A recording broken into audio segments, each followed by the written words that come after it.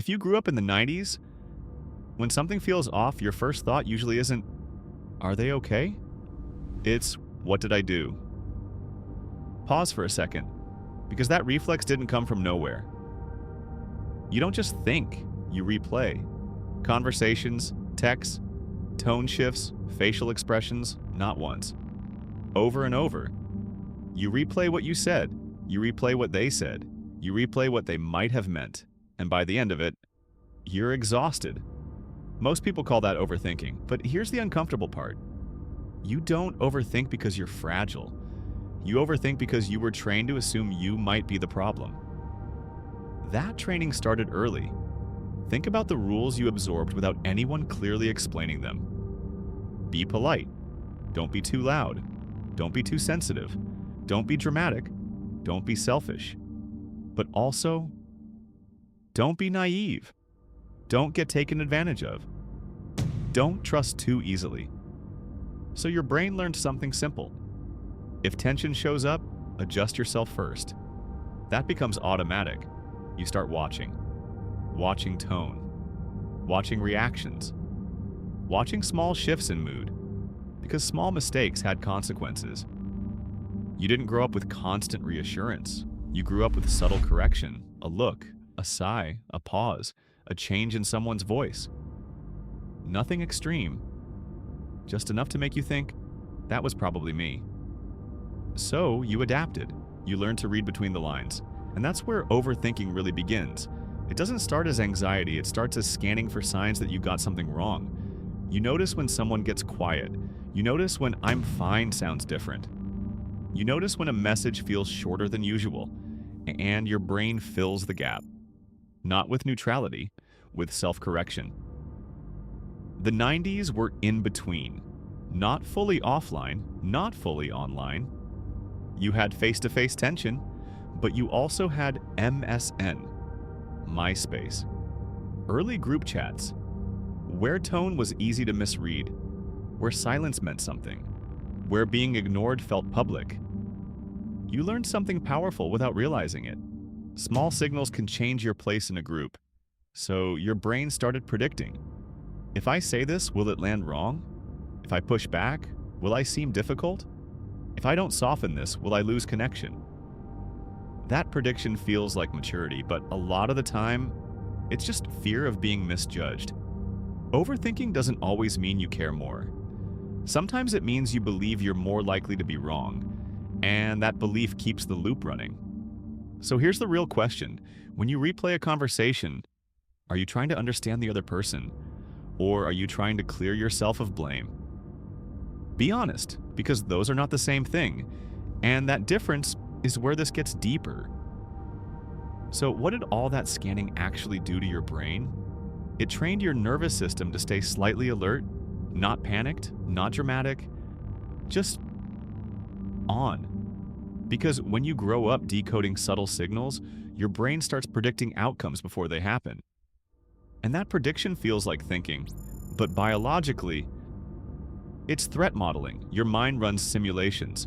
What if that sounded rude? What if they took that the wrong way? What if I pushed too hard? What if I said too much? Most of those scenarios never happen, but your body reacts like they might. That's why overthinking feels physical. Tight chest, restless energy, trouble sleeping, replay loops at 1 a.m. It's not just mental noise, it's unfinished stress. And here's something most 90s kids won't like hearing. Your brain isn't trying to understand people, it's trying to prevent being blamed.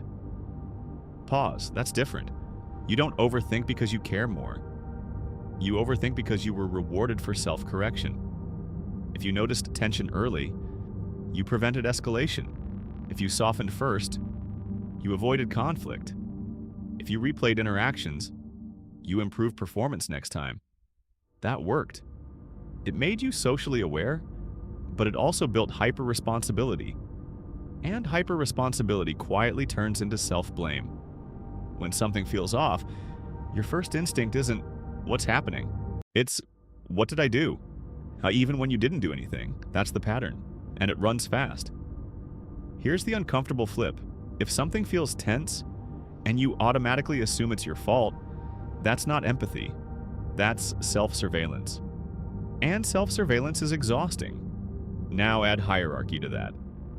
In the 90s, authority wasn't negotiated. Parents, teachers, bosses. If tone shifted, you adjusted yours. You didn't challenge it, so your brain learned, if tension appears, modify yourself first. That modification becomes automatic. Fast forward to adulthood. Someone seems distant.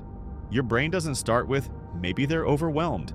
It starts with, I must have messed up. That's not emotional depth. That's internalized responsibility for things outside your control. And this is where it gets sharper. Overthinking isn't depth, it's control.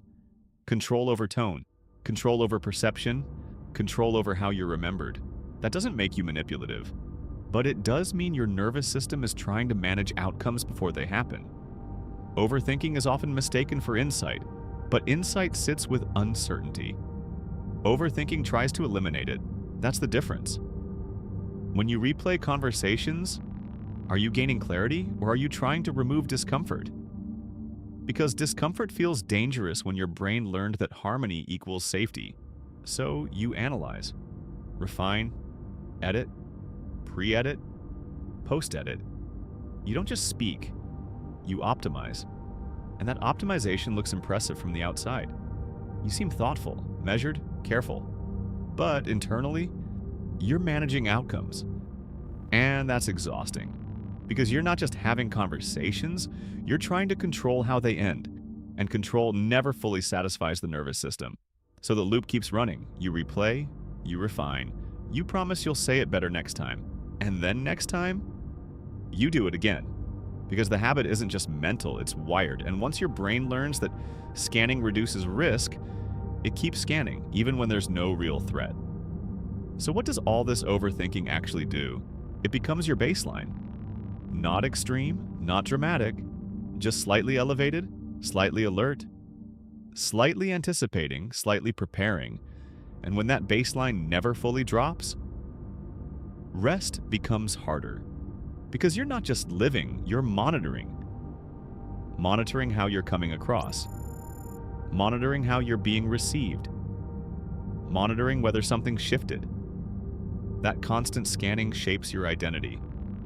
You start to believe, I'm just a deep thinker. I'm just self-aware. I'm just careful. And sometimes that's true, but here's the tension. When your brain is always preparing for small social threats, you don't fully relax inside connection. You stay one step ahead of it. And that distance costs something. Because overthinking doesn't just protect you from rejection, it also protects you from spontaneity. From saying the thing without editing it 3 times. From letting silence sit without filling it.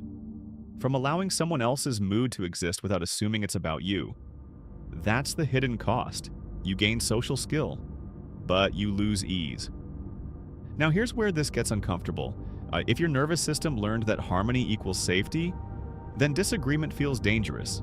Not logically, but physically. That's why setting a boundary can make your chest tighten. That's why sending a direct message without softening it feels risky. That's why waiting for a reply can feel unbearable. Your body reacts first. Your explanation comes later. And most 90s kids interpret that reaction as personality. I'm just wired this way. Maybe, or maybe you were trained this way. There's a difference, because wiring can be updated, training can be unlearned, but only if you see it clearly. So here's the real shift. Overthinking isn't proof that you're emotionally intelligent. And it's not proof that you're broken. It's proof that your brain learned to survive social instability. The question is it still necessary? Because not every pause means rejection. Not every tone shift means danger. Not every silence means you did something wrong. Sometimes it's just neutral. But neutrality feels unsafe when you were trained to scan for meaning. Now here's the debate bomb. Some people believe constant overthinking makes you mature. Others believe it makes you fragile. Both might be wrong. Overthinking doesn't make you mature. And it doesn't make you fragile. It makes you controlled. Controlled in how you speak. Controlled in how you react. Controlled in how you're perceived. and control feels safe. But safety isn't the same as freedom. So here's the final question. If you stopped replaying every conversation, would you become careless, or would you finally feel lighter?